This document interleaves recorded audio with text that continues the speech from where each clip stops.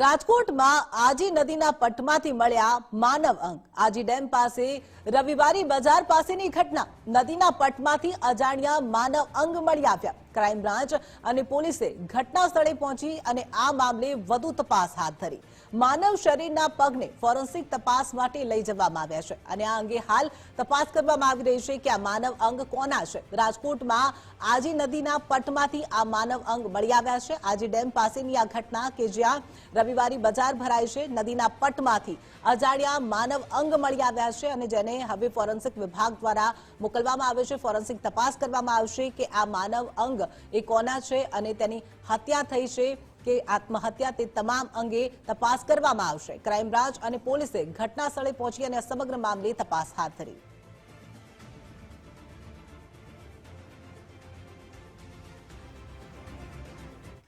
મારી બેનનો છોકરો હાથ પગ ધોવાયો, બાજુમાં વાઈસ આવી તો પગ દેખાણો તો ડાયરેક્ટ મને કીધું તો હું આવ્યો તો મારા ભાઈ આવ્યા, અમે 2-3 જણાએ જોયું તો એક પગ સામે પડ્યો હતો। પછી ખંડાઈ કે કોલ કરો, મેં ઘડીક રહ્યો તો એક પગ ઓલી બાજુ પડ્યો હતો સામે, મેં કહ્યું હવે કોલ કરાય। પછી મેં કોલ કર્યો, પછી સાહેબ આવ્યા। વધુ વિગતો સાથે સંવાદદાતા રહીમ લાખાણી જોડાઈ ગયા છે। રહીમ, રાજકોટની આજી ડેમ નદીના પટમાંથી માનવ અંગ મળી આવ્યા છે, તેને લઈને તપાસ ચાલી રહી છે। શું વધુ વિગતો સામે આવી રહી છે? જિંકલ, રાજકોટ પોલીસ માટે આ પડકારરૂપ છે, કારણ કે જે રીતના રાજકોટના આજી ડેમના જે મેદાન છે ત્યાંથી આ માનવ પગ મળી આવ્યા છે। જે રીતના પ્રાથમિક તપાસ કરવામાં આવી છે તેમાં બંને પગો મહિલાના હોવાની વિગત સામે આવી છે।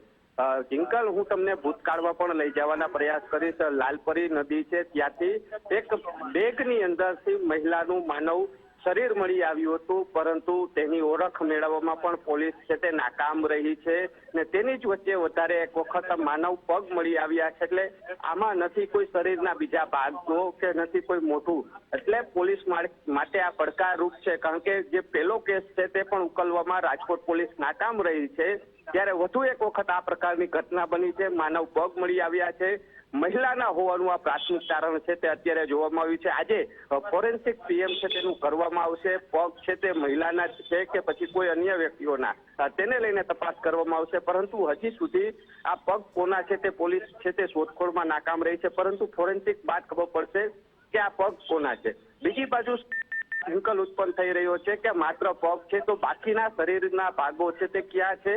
કોઈ હત્યા કરીને આ પગો અહીંયા ફેંકી ગયું છે કે પછી આજી ડેમની અંદર જ બાકીના જે શરીરના ભાગો છે તે ફેંકી દેવામાં આવ્યા છે, તે પણ એક મોટો સવાલ ઉત્પન્ન થઈ રહ્યો છે। એટલે હાલ તો તમામ દિશામાં Rajkot police, Rajkot crime branch છે તે તપાસમાં લાગી છે। જિંકલ જી રહીમ, માહિતી બદલ આપનો આભાર।